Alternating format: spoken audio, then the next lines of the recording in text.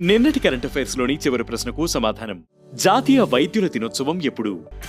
ప్రతి సంవత్సరం జూలై 1న జాతీయ వైద్యుల దినోత్సవాన్ని జరుపుకుంటారు. వైద్యులను గౌరవించడానికి, గుర్తించడానికి ఈ రోజును కేటాయించారు. డాక్టర్ బిధాన్ చంద్ర రాయ్ కి నివాళిగా భారత ప్రభుత్వం 1991లో దీనిని ప్రారంభించింది. ఈ సంవత్సరం behind the mask who heals the healer అనే థీమ్ తో దీనిని నిర్వహిస్తున్నారు. ఇక మొదటిది, చెన్నైలో Asian India cruise dialogue. July 1న చెన్నైలో ఏషియన్ ఇండియా క్రూయిజ్ డైలాగ్ ప్రారంభమైంది. దీనిని నిర్వహించడం ద్వారా భారతదేశం సముద్ర దౌత్యంలో కొత్త అధ్యాయాన్ని ప్రారంభించింది. ఈ కార్యక్రమం 10 ఏషియన్ దేశాలతో పాటు తైమూర్ లెస్టే నుంచి 30 మంది ప్రతినిధులను ఒకచోట చేర్చింది. క్రూయిజ్ టూరిజంను ప్రోత్సహించడం దీని లక్ష్యం. ఇక రెండవది, Quad at sea ship observer mission ప్రారంభం.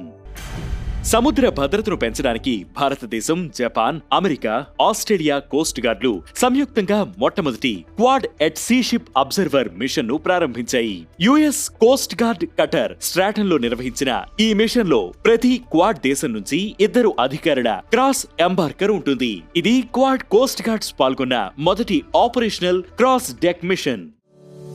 ఇక మూడవది, 40 లక్షల ఇళ్లపై రూఫ్ టాప్ సోలార్ సిస్టంలను ఏర్పాటు చేయనున్న ఎస్బీఐ.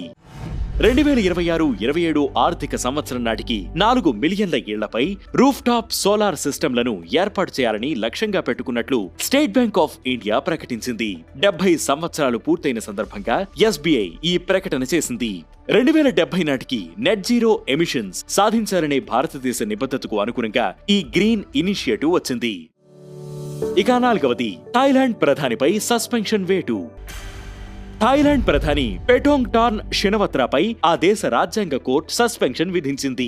కంబోడియా నాయకుడితో జరిగిన ఫోన్ కాల్ లీక్ అవడం, దానిపై దర్యాప్తు నేపథ్యంలో ఆమెపై వేటు పడింది. మరో 15 రోజుల్లోగా ప్రధాని షినవత్రా తన వాదనలను వినిపించుకోవాల్సి ఉంటుంది. లేదంటే ఆమె కేసును డిస్మిస్ చేస్తారు. ఈ సమయంలో తాత్కాలిక దేశ ప్రధానిగా డిప్యూటీ పీఎం సూరియా జున్గ్రున్ గ్రుంగిట్ విధులు నిర్వర్తించనున్నారు. ఒకవేళ పెంటోంగ్ టార్న్ షినవత్రాను డిస్మిస్ చేస్తే ప్రధాని బాధ్యతల నుంచి సస్పెండ్ అయిన రెండో వ్యక్తిగా ఆమె నిలుస్తారు. ఇక ఐదవది, జీఎస్టీ వసూళ్లో 9.4% వార్షిక వృద్ధి. 2024-25 ఆర్థిక సంవత్సరంలో భారతదేశ జీఎస్టీ వసూళ్లు 22.08 లక్షల కోట్లకు చేరి ఆల్ టైమ్ గరిష్ట స్థాయిని తాకాయి. అంతకు ముందు ఏడాదితో పోలిస్తే 9.4% పెరిగాయి. సగటున ప్రతి నెల 1.84 లక్షల కోట్ల ట్యాక్స్ వసూలైంది. గత 5 ఏళ్లలో వసూళ్లు రెట్టింపయ్యాయి. 2025 ఏప్రిల్ 30 వరకు 1.51 కోట్లకు పైగా యాక్టివ్ జీఎస్టీ రిజిస్ట్రేషన్స్ నమోదయ్యాయి. ఇక ఈ రోజు కరెంట్ అఫైర్స్ క్వశ్చన్, ప్రపంచంలోనే అత్యంత ఖరీదైన సుగంధ ద్రవ్యం ఏది? ఈ ప్రశ్నకు సమాధానం మీరే కామెంట్ చేయండి.